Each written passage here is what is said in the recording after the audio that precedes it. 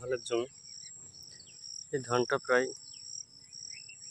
15 দিন মতো লাগানো হলো। এই ধানের জমিতে লাগানোর সময় দেওয়া হয়েছিল আপনারা 20-20-0-13। এটা যেহেতু 10 কাঠা জমি,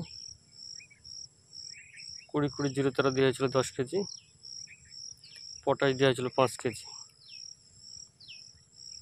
আর তার সঙ্গে শক্তিমান দানা পাঁচশো কোম্পানির দেওয়া হয়েছিল 1 কেজি। এইগুলো দেওয়ার দেখেন দিয়ে গাছগুলো কত সুন্দর হয়েছে, খুব সুন্দর হয়ে উঠছে।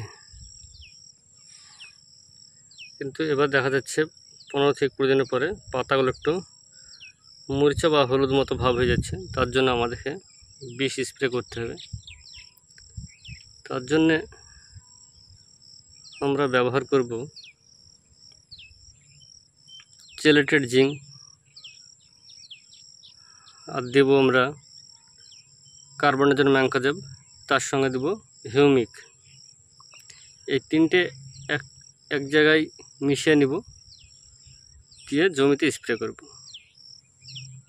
তাহলে আশা করি ধানগুলো 2 থেকে 3 দিনের মধ্যে ঠিক হয়ে যাবে।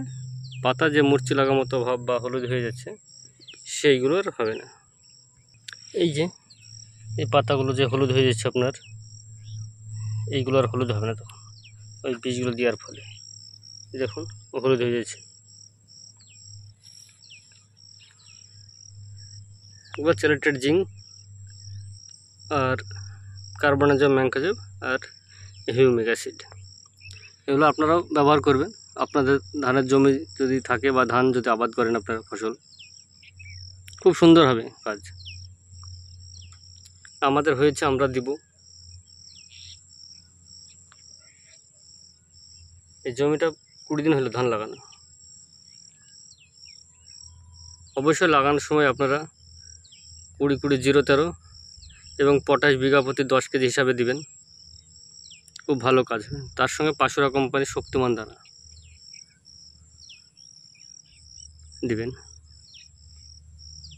500 কোম্পানির শক্তিমান দানা বিঘা প্রতি 2 কেজি দিবেন, খুব ভালো কাজ হবে।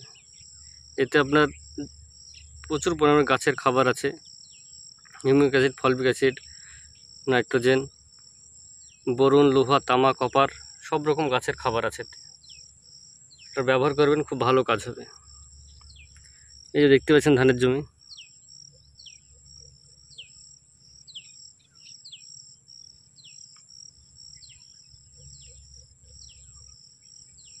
তারপর যখন চাপান দেবো আপনাদেরকে বলবো কী কী চাপানে দিতে হবে বা কী কী দিব আমরা। চাপান আর 5 দিন পর দিব, 20 দিন যেহেতু হলো আর 5 দিন, 25 দিনে চাপান দেবো আমরা।